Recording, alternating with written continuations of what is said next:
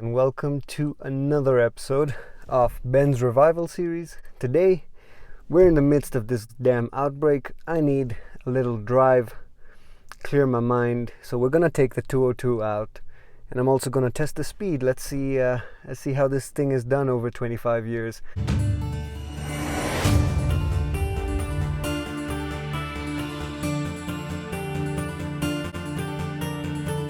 You know, with all this coronavirus stuff, sometimes if you don't protect your sanity, it can really make you lose the plot.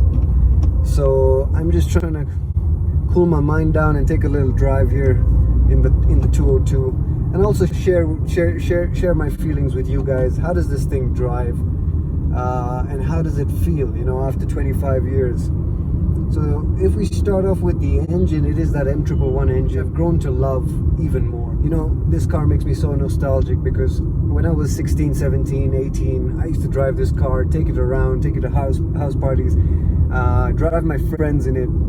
And it gave me so many memories. It gave me so much pleasure. But at the same time, I wasn't a car guy back then, you know. I mean, I hadn't developed that entirely.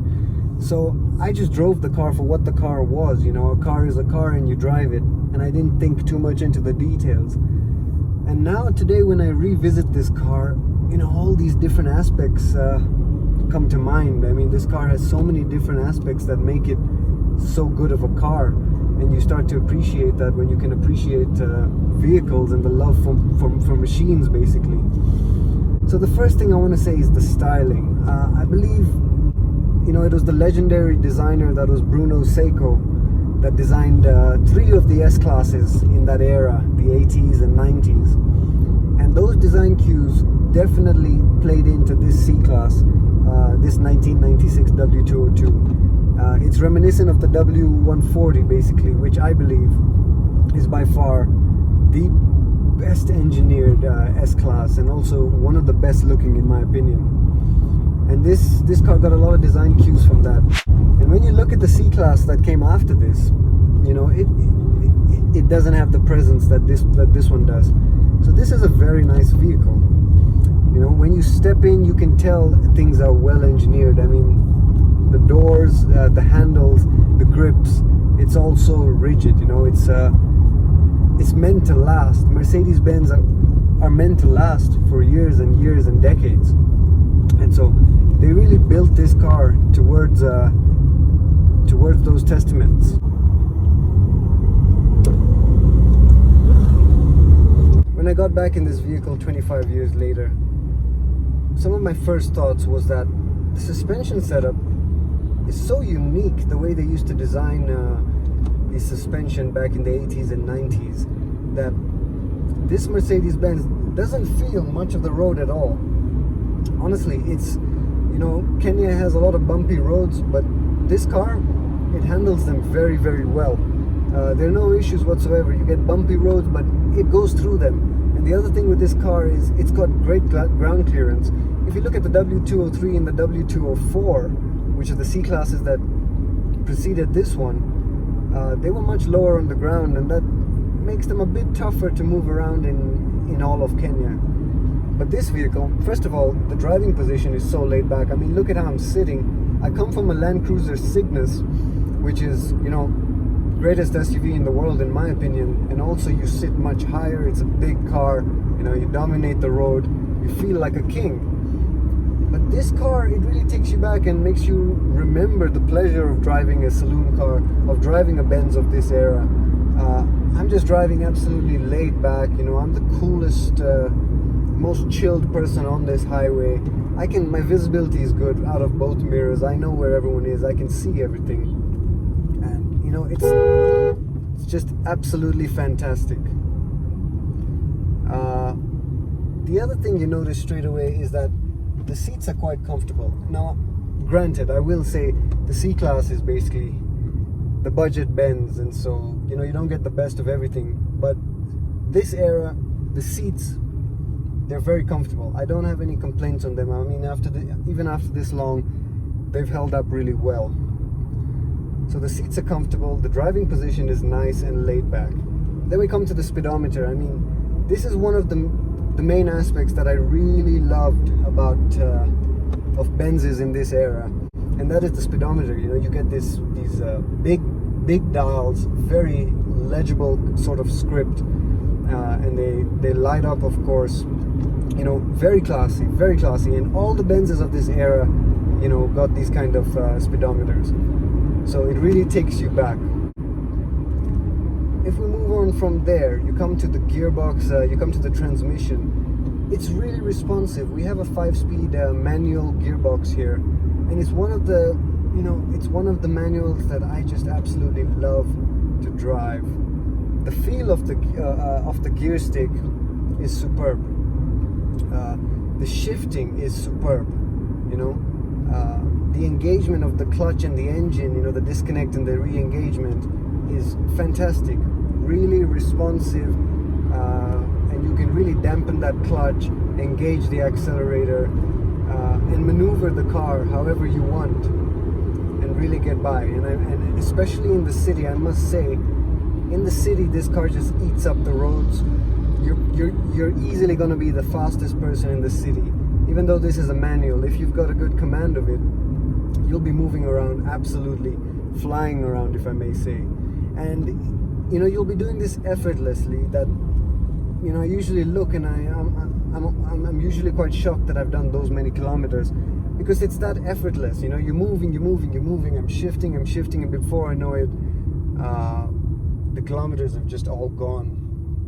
So that's a feeling I get in the Land Cruiser, but in this Benz it's quite special.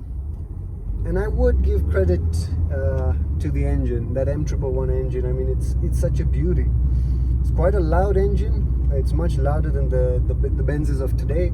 You know, this thing has got good sound to it, and I like that. I don't mind that at all. But it's got good responsiveness. The power is there, the engagement is there, and you know, it's touted to go 500,000 kilometers if well maintained. And I do try and do that. I use the best of oils. I've changed it over to fully synthetic, and it's running really well. And I hope it'll continue doing that for years and years to come. So my overall feels of this car, the engine over these 25 years has not lost much at all. I mean, we'll take a little dip here.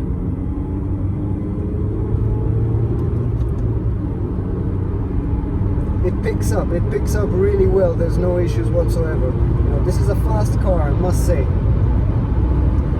Now, I don't mean fast in the sense of Skyline R34 fast, but on the highway, I'm eating up these kilometers. Downshift to 4th gear and we're moving again. Accelerator is so responsive. So let me just reiterate, this car, I don't believe it's lost even up to 10 horsepower. It feels just as responsive as it was back in the day. You know, I've reawakened that engine, flushed it out, and it's performing really well. Then we come to the steering feel.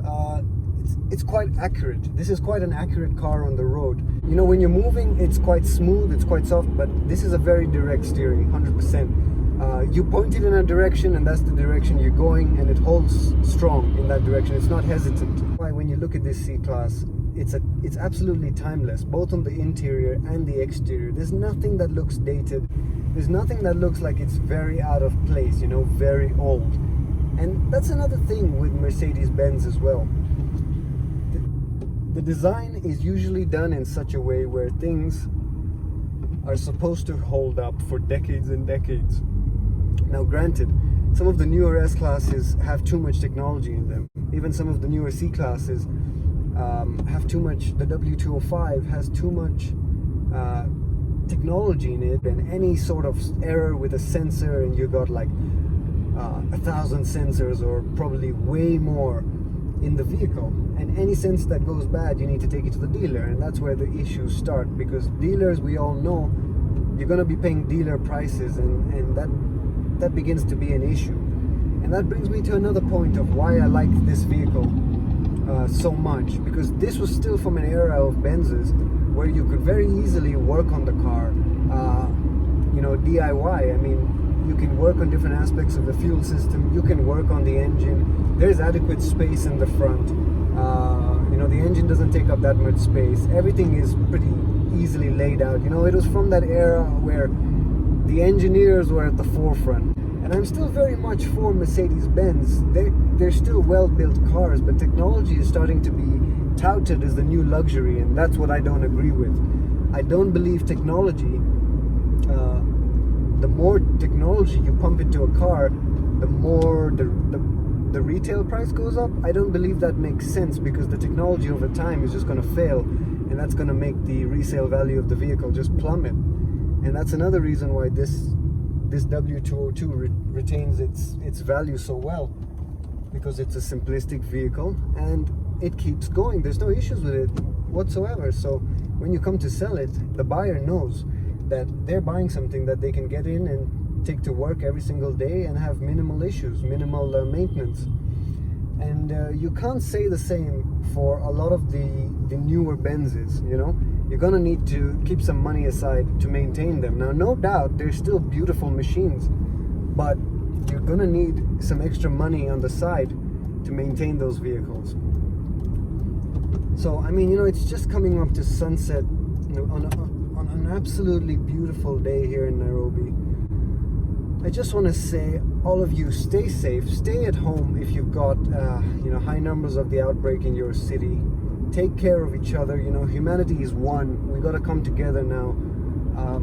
This is our time basically to come together and realize that we are one. You know, social status, money, all that stuff doesn't count for nothing in this case when you realize everything can be taken from you in a matter of seconds.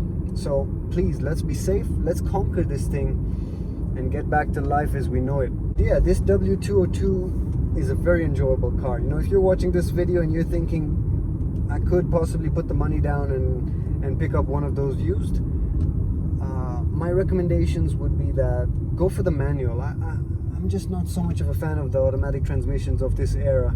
Go for the manual. It's going to give you minimal issues. I mean, my clutch is still the original clutch. The brake cylinder and the master cylinder, I changed them out. That's probably going to be usual, but apart from that, it's very robust and it works really well with the engine. So I would say go for the manual. I would say go for the 1996 and above, because you know, this was the era of Mercedes-Benz and the issue of the wiring harnesses. Basically, the government had said that the harnesses needed to be biodegradable, and the problem with the Mercedes harnesses was that they made them too biodegradable, and they started biodegrading while the owners were still driving the cars. So a lot of those Benzes in this era had their wiring harnesses replaced, and that's something to look out for if you're looking for a Benz of this era. You want to know if that wiring harness has been replaced. You want to know the condition of that wiring harness. Anything else to look out for are, of course, any of the coolant leaks and any weird sounds in the engine. Here in Kenya, we don't have too many issues with rust, so you might not have too many issues with rust. I know in the UK the fenders tend to rust out and a few things like that, but over here I doubt you'd have any of those problems. So I hope you guys enjoyed this video, another episode of Benz Revival. This has been Masai Gaines, checking out.